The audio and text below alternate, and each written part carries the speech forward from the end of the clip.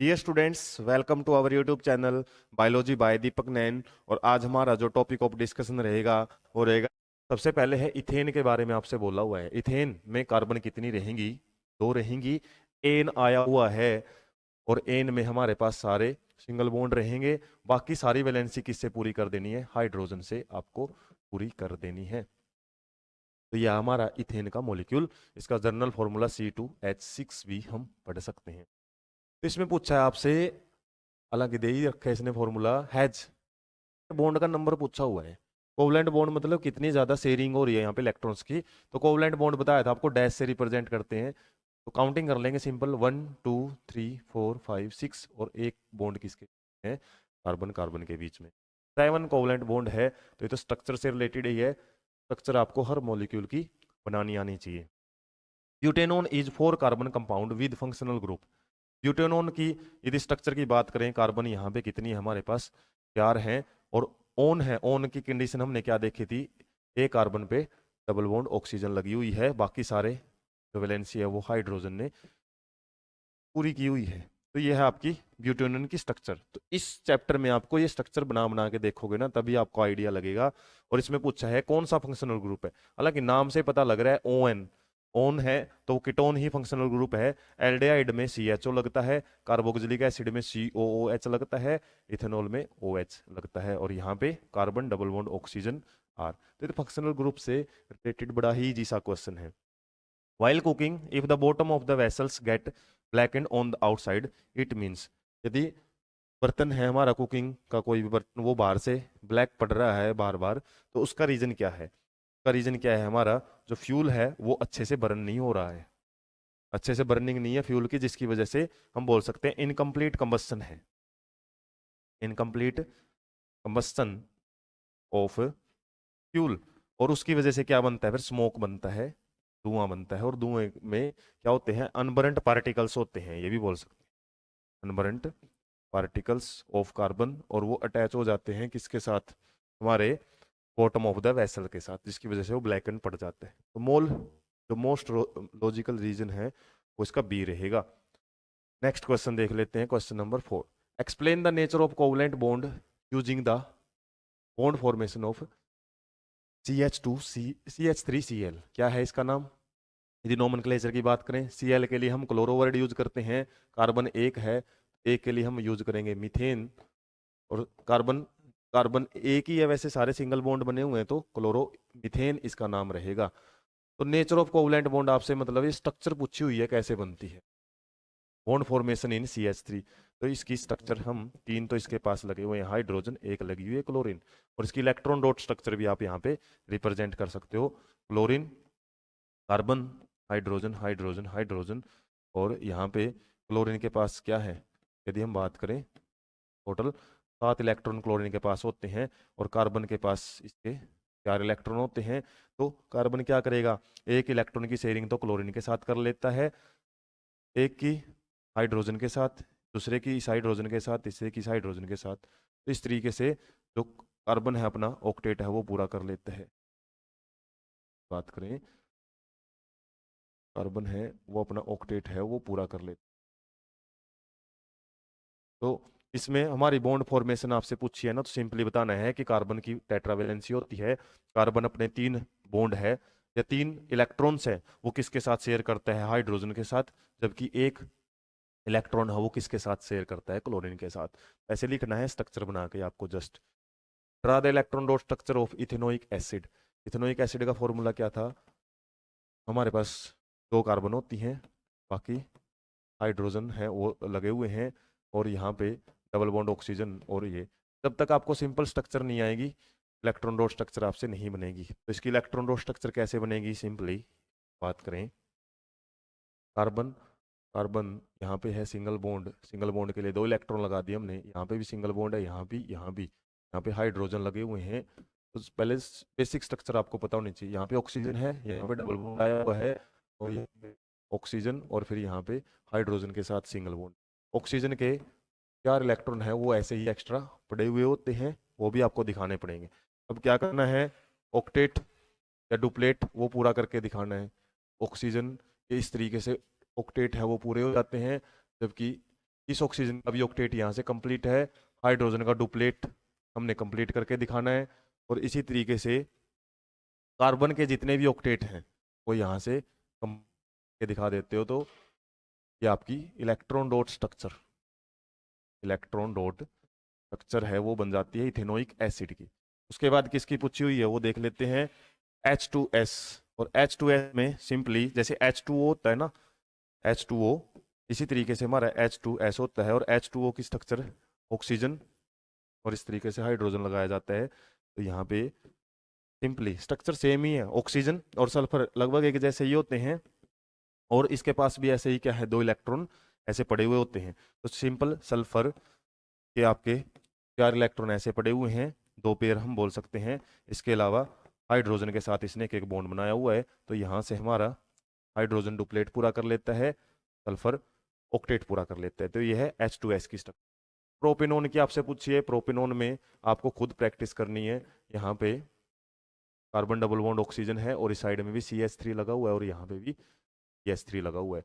तो सिंपल इसकी स्ट्रक्चर है जो वो क्या बनेगी वो आपको बना के दिखा देंगे, बाकी आप खुद भी ट्राई कर सकते हो। जैसे हाइड्रोजन लगे हुए हैं इसके पास डबल बॉन्ड ऑक्सीजन है, यहाँ पे भी 3 हाइड्रोजन है वो लगे हुए। तो ये आपकी किसकी स्ट्रक्चर है, प्रोपेनॉन। F2 में क्या है, जैसे H2 होता है, हाइड्रोजन हाइड्रोजन के बीच में सिंगल बॉन्ड होता है, फ्लोरीन फ्लोरीन के बीच में सिंगल बॉन्ड होता है, और फ्लोरीन के पास जो 6 इलेक्ट्रॉन हैं वो इस तरीके से पड़े हुए होते हैं ऊपर। और यहाँ पे क्या है, 2 इलेक्ट्रॉन है जो बॉन्ड फॉर्मेशन में पार्टिसिपेट कर रहे हैं इसके। तो इस तरीके से हमारा ऑक्टेट इस फ्लोरीन का कंप्लीट हो जाता है, और इसका भी ऑक्टेट कंप्लीट करके दिखाना है। ऐसे ही क्लोरीन का भी ऐसे ही होता है, क्लोरीन क्लोरीन के बीच में सिंगल बॉन्ड होता है। तो क्लोरीन ब्रोमीन ब्रोमीन का भी ऐसे ही है, ब्रोमीन उसके पास भी ऐसे ही कितने इलेक्ट्रॉन होते हैं हमारे, 6 इलेक्ट्रॉन ऐसे दिखाए हैं, 6 इसके ऐसे और 2 इलेक्ट्रॉन बीच में। तो इस तरीके से इसका भी ऑक्टेट पूरा करके दिखा सकते हो। क्वेश्चन नंबर 6 है homologous series, explain with example. कर चुके हैं फर्स्ट पार्ट में होमोलोगस सीरीज के एग्जांपल विद एक्सप्लेनेशन है।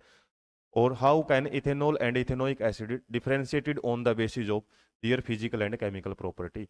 फिजिकल प्रॉपर्टी में तो सिंपली उनकी स्मेल से पता कर सकते हैं। इथेनॉल की एक अलग स्मेल होती है, एसिटिक एसिड की एक डिफरेंट, तो डिफरेंट डिफरेंट स्मेल है उनकी। टेस्ट की बात करें तो जो विनेगर है, जो एसिटिक एसिड हमने बात की थी, तो वो थोड़ा सा इसमें डिफरेंस देख ही लेते हैं। एक साइड में इथेनॉल है और एक साइड में इथेनोइक एसिड है। इथेनॉल है, इसका यदि हम बात करें बॉइलिंग पॉइंट या फिर इसका मेल्टिंग पॉइंट की बात करें, मेल्टिंग पॉइंट इज हाई, अच्छा खासा मेल्टिंग पॉइंट है, तो ये फ्रीज नहीं होता है इजिली। और इसका मेल्टिंग पॉइंट बहुत करें हम, मेल्टिंग पॉइंट इज लो। लो कितना था, 290 केल्विन था। फर्स्ट डिफरेंट है फिजिकल प्रॉपर्टी का ही। ये क्या है, it does not freeze freeze at lower temperature, lower temperature पे फ्रीज नहीं होता। इसके अलावा ये क्या है, एक प्रकार का एंटी फ्रीजिंग एजेंट भी यूज किया जाता है, anti freezing agent. Anti freezing मतलब ये जमने नहीं देता किसी को। जैसे अल्कोहल के अंदर यदि हम डाल देते हैं ना, जो ज़्यादातर जो पहाड़ी जगहों पे या फिर ठंडे एरियाज में जो गाड़ियां चलती हैं उनका पेट्रोल है वो जम जाता है, तो क्या करते हैं उसमें अल्कोहल डाल देते हैं ताकि वो जमे ना। इसी तरीके से जो हमारे आर्मी सोल्जर्स होते हैं, बड़े पहाड़ियों पे रहते हैं या फिर ऐसी जगह पे रहते हैं जहाँ पे टेम्परेचर बहुत कम है, तो उनको जानबूझ के क्या है, या फिर उनको ये चीज़ उनके लिए रूल ही रहता है कि उनको जो अल्कोहल है वो दिया जाता है। और किसके लिए, ताकि उनका जो ब्लड है वो फ्रीज ना हो जाए। तो फ्रीजिंग से बचाता है, इसलिए एंटी फ्रीजिंग है। और ये तो हमने पढ़ा था क्या हो जाता है, it get freezed at lower temperature. और इसलिए इसको हमने क्या बोला था, ग्लेशियल एसिटिक एसिड भी बोला था। इसके अलावा टेस्ट की बात करें तो ये बर्निंग टेस्ट कोज करता है, बर्निंग टेस्ट रहता है इसका, जलन सी होती है। ये कैसा होता है, ये शोर टेस्ट है वो देता है, खट्टा टेस्ट रहता है इसका। इसके अलावा लिटमस की बात करें, जब हम एसिडिक करेक्टर शो करते हैं, इथेनॉल है, इथेनॉल लिटमस पेपर पे एसिडिक करेक्टर शो नहीं करता है, हम बोल सकते हैं ये ब्लू लिटमस को रेड में नहीं कन्वर्ट करेगा। हालांकि पीएच इसकी इथेनॉल की बात करें तो एसिडिक ही होती है, एसिडिक रेंज में फॉलो करता है, लेकिन ये क्या करता है, ब्लू लिटमस टू रेड, ये रेड में है, इजीली कन्वर्ट कर देता है, एसिडिक करेक्टर शो कर सकता है इजीली। इसके अलावा स्मेल की बात करें तो ये स्मेल, इसकी थोड़ी तीखी स्मेल होती है, इसकी इतनी ज़्यादा हम बोल सकते हैं विनेगर लाइक स्मेल होती है। और अब केमिकल प्रॉपर्टीज की बात करें, केमिकल प्रॉपर्टीज, केमिकल प्रॉपर्टीज में आप लिख सकते हो इथेनॉल है जो वो इथेनोइक एसिड के साथ एस्ट्रिफिकेशन रिएक्शन है वो कर सकता है, एस्ट्रिफिकेशन रिएक्शन, ये भी एस्ट्रिफिकेशन रिएक्शन कर सकता है। ये किसके साथ करेगा, ये अल्कोहल के साथ करेगा और ये इथेनोइक एसिड के साथ, एक दूसरे के साथ हम बोल के लिख सकते हैं। इसके अलावा ये क्या बनाता है, सोडियम इथेनोएट, या फिर हमने बात इथोक्साइड बनाता है, इथोक्साइड सोडियम के साथ रिएक्शन करके, जबकि ये क्या करता है, सोडियम इथेनोएट बनाता है या फिर सोडियम एसीटेट है उसकी फॉर्मेशन करता है। इसके अलावा ये जो हमारा Na2CO3 है, सोडियम कार्बोनेट है, उसके साथ रिएक्शन करके CO2 प्रोड्यूस नहीं करता, लेकिन यहाँ पे CO2 प्रोडक्शन होती है इसके साथ। अभी हमने पढ़ा था ना डिस्टिंग्विश कैसे करेंगे अल्कोहल को इथेनोइक एसिड से, तो वहाँ पे CO2 की जो प्रोडक्शन है वो इथेनोइक एसिड कर सकता है, ना कि अल्कोहल। तो ये इसकी केमिकल प्रॉपर्टीज हम पढ़ सकते हैं। इसके अलावा जो एक में हमने पढ़ा जैसे सोपनिफिकेशन रिएक्शन है, वो कौन शो कर सकते हैं, इथेनोइक एसिड, ऐसे भी डिफरेंस बना सकते हो। ये सोपनिफिकेशन रिएक्शन नहीं शो कर सकते हमारे, एस्ट्रिफिकेशन रिएक्शन तो हालांकि दोनों में कॉमन ही होती है, दोनों कर ही सकते। इस तरीके से इनके केमिकल प्रॉपर्टीज हैं, वो भी आप बता सकते हो। बचे हुए क्वेश्चन है वो देख लेते हैं। How does ethanol and ethanoic acid तो बता दिया। Why does the micelle formation take place when soap is added to water, तो इसमें तो आपसे पूछा हुआ है क्यों होती है मिसल फॉर्मेशन और कैसे होती है वो भी। Will micelle formation formed in other solvent such as ethanol also, ethanol में भी हो सकती है क्या। अब किसी दूसरे सॉल्वेंट में, अब सॉल्वेंट कैसा होना चाहिए, पोलर सॉल्वेंट होना चाहिए, ये खास बात है।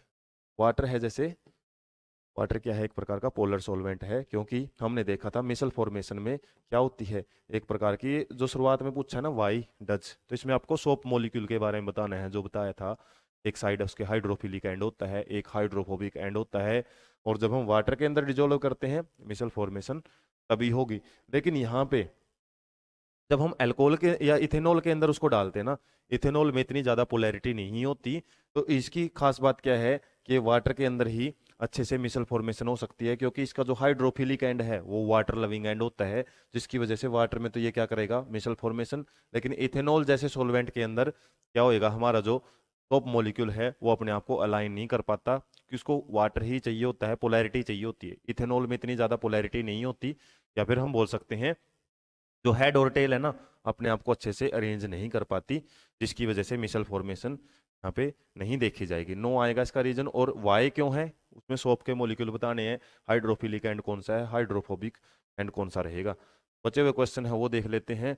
Y are carbons and its compound used as fuel most application, ये हमने पढ़ लिया है, क्योंकि क्या करते हैं कार्बन एंड इट्स कंपाउंड अच्छे से बर्निंग कोज करके CO2 प्लस H2O है वो रिलीज करते हैं, और साथ में अच्छी खासी यहाँ पे हमारे पास क्या है एनर्जी है वो प्रोड्यूस करते हैं। और ये एनर्जी क्या है, इसी के लिए हम मोस्ट एप्लीकेशंस हैं में यूज करते हैं। और दूसरा रीजन क्या है कि यहाँ पे जो CO2 है ना, ये क्या है एक नॉन पोल्यूटेंट हम बोल सकते हैं, या कुछ ऐसी गैसेज में आता है जो कि पोल्यूशन कोज नहीं करती है। एक बात है कि ये ग्लोबल वार्मिंग जरूर करती है, लेकिन पोल्यूशन के लिए हम नहीं बोल सकते कि पोल्यूशन ज़्यादा कोज करती है, तो ये नॉन पोल्यूटिंग गैस भी इसको बोल सकते हैं। और अच्छे खासे ये क्या करता है, ऑक्सीजन की प्रेजेंस में जो हमारे कार्बन कंपाउंड्स होते हैं वो इजिली बर्न हो जाते हैं, तो इसलिए इसको यूज किया जाता है।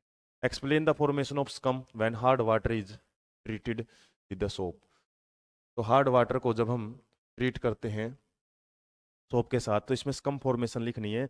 और स्कम फॉर्मेशन में हमने पढ़ा था क्या होता है हार्ड वाटर के अंदर, पहले तो हार्ड वाटर की डेफिनेशन लिखनी है कि इसके अंदर मैग्नीशियम एंड कैल्शियम के जो साल्ट होते हैं ना, वो क्या करते हैं हमारे मिसल फॉर्मेशन या फिर सोप मॉलिक्यूल्स हैं, सोप मॉलिक्यूल्स के साथ रिएक्शन करके क्या बना लेते हैं, इनसोल्यूबल प्रेसिपिटेट, इनसोल्यूबल प्रेसिपिटेट है वो बना लेते हैं, और उसी को हम क्या बोलते हैं scum.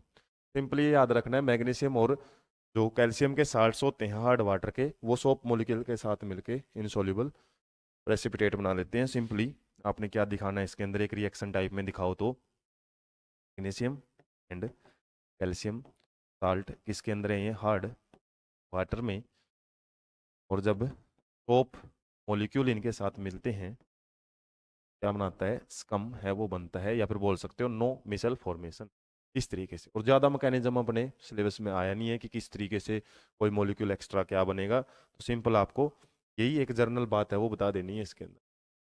What will change? You will observe if you test the soap with the litmus paper. Soap क्या होती हैं, विट्रीन टेस्ट, इसका मतलब क्या है, उनके अंदर हमने पढ़ा भी था सोप क्या है, सोडियम साल्ट होते हैं।